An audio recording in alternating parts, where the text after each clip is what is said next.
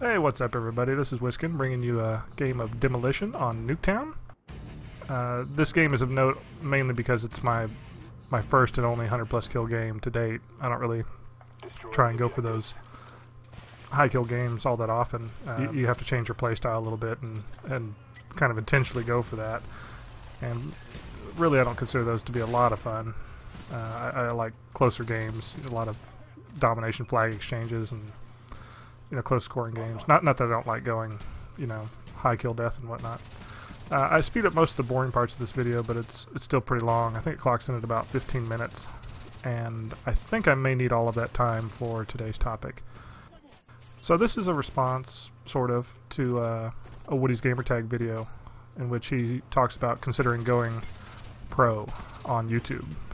Basically quitting his job and pursuing YouTube full-time.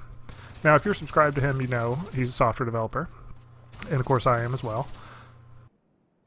And by and large, software developers are smart people.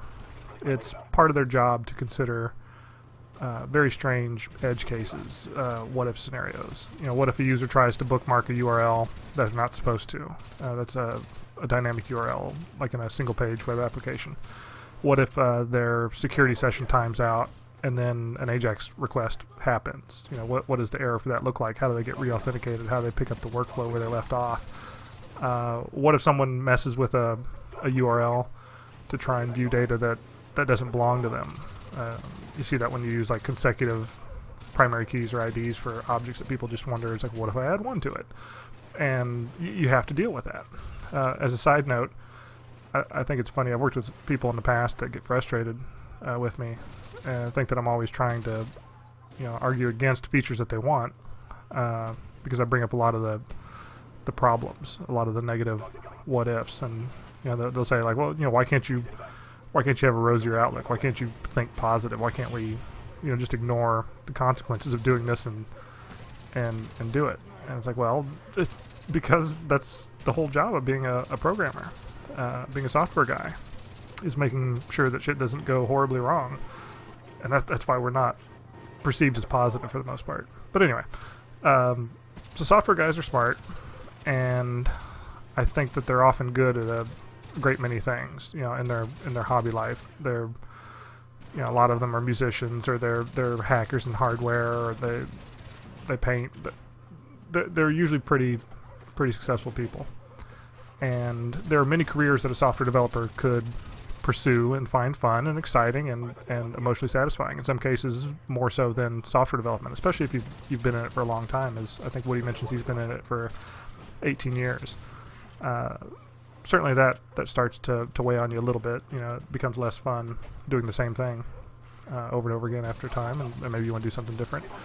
However, software development pays very, very well. Very well. It's a difficult thing to take a substantial pay cut in order to do something else simply because you enjoy it. People, for the most part, love money, and it's hard to give up money. It's hard to take a step backwards. In the past, I've wished that I could become a professional poker player, a musician, a chef. At one point, I wanted to be a kung fu instructor and open up a kung fu school. I've pursued all of these things at the hobby level and been moderately successful at them. And I think I probably could have turned any one of them into a profession and been successful at it. The biggest obstacle, though, to going pro in any of these things, making that my full profession, is that I can't make enough money either right out of the gate on it, or ever in some cases. Chefs, for the most part, I'm not going to be the world's most successful chef, and although I could make a good living at being a chef, I think potentially, it'd be hard to get back to the amount of money that I'm currently making, or that I can potentially make in software. Now, with YouTube, I think WoodysGamertag either won't have this problem or will have it to a much lesser degree. Given what I know about the software industry, his title, the size of the company he works for, I'm pretty sure he makes very good money. Most likely over $100,000 per year, I would say. And now, my guess on his YouTube earnings, they're probably well under that, but more than most people make at a regular job in a year. If not for the fact that he made so much money at software, I don't think he'd have as big of a decision to make. I'm guessing maybe his YouTube money is maybe 60, 90, somewhere in there. I don't really know. Regardless, that's not bad for a hobby level effort. That's the most money. That's more than any amount of money that any of us have probably ever made off of something that we do in our spare time. I think it's safe to say.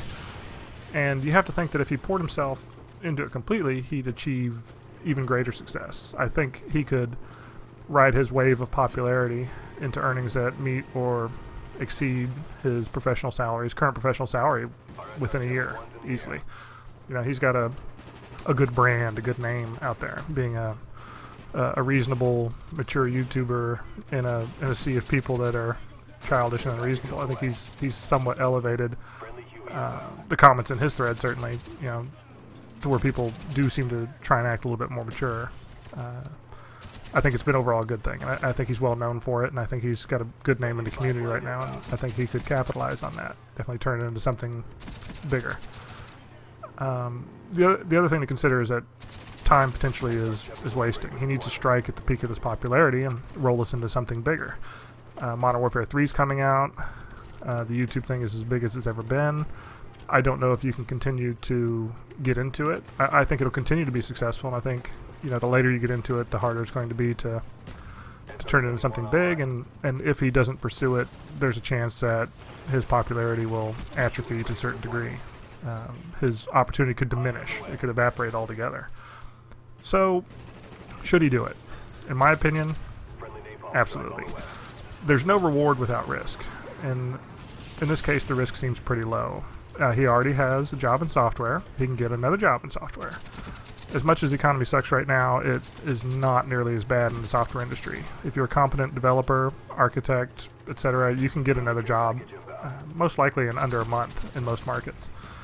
And I read in some of the comments that people were saying that, well, you should take your vacation and pursue it full-time, quote, full-time, for that duration. And if you're successful, consider jumping in. Now, that would be the safe course, but I don't think it's the best course.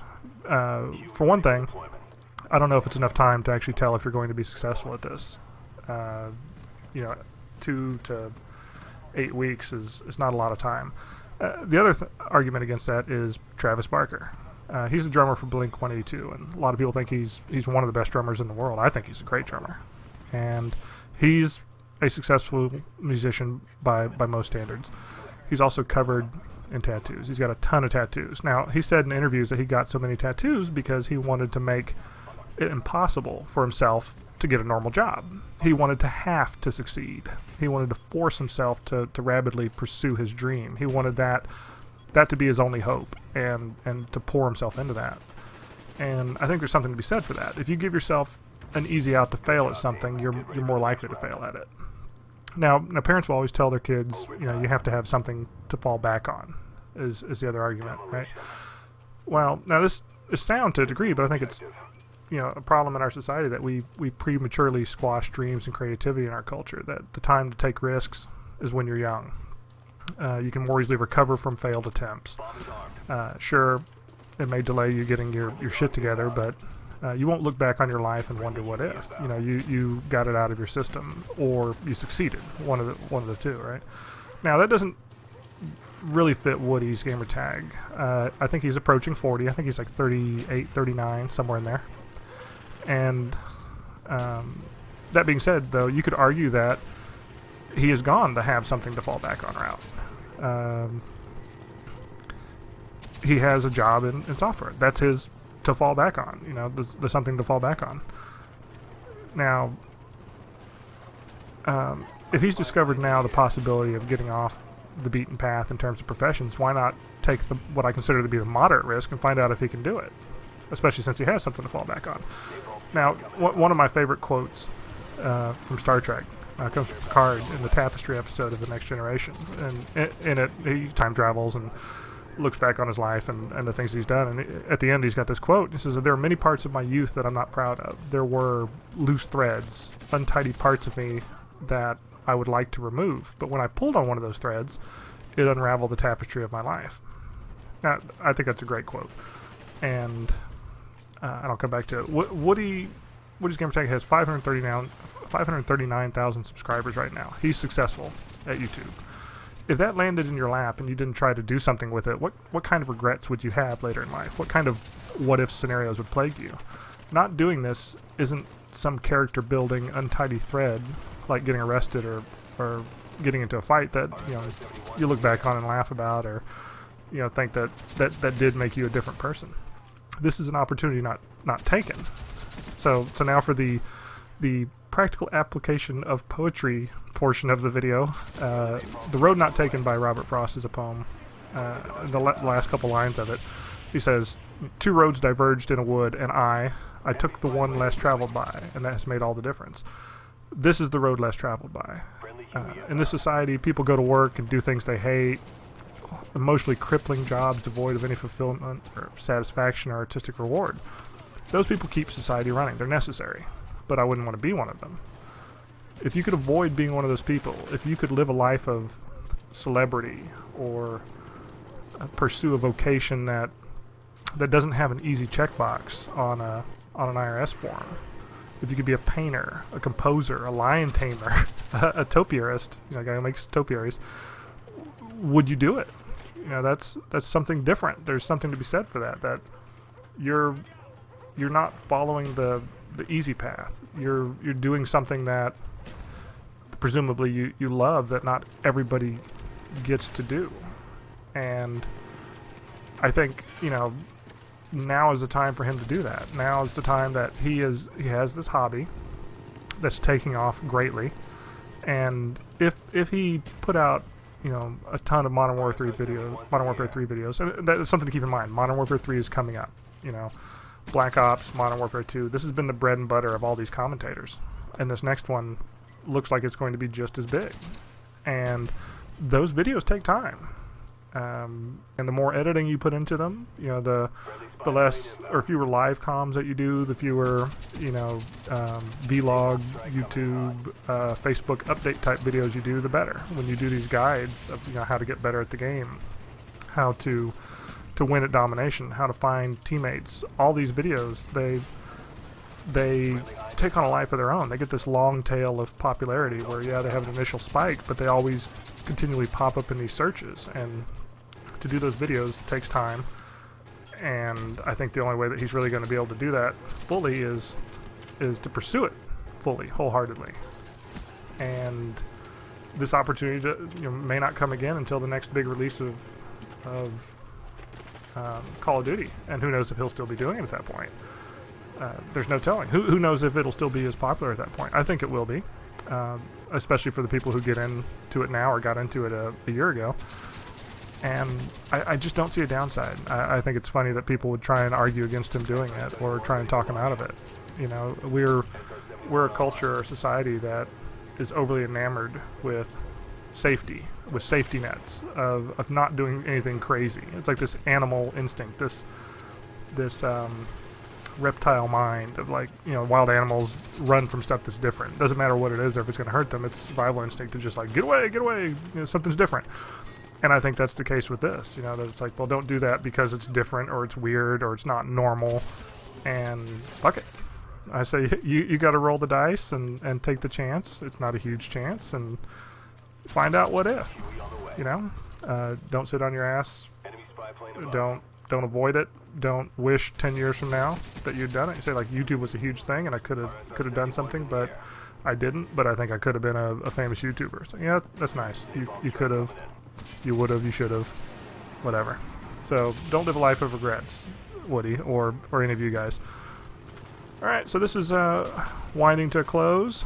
We have 3 boring-ass rounds of Demolition on Nuketown. I think I finish up here at 114 and 15. One of the other things to note on here is that our top player gets 252 kills, and our lowest person got 91 kills. Our 2 lowest people are the only ones below 100 at 91 and 97, respectively. So, kind of I think we killed more people than malaria. It was just ugly.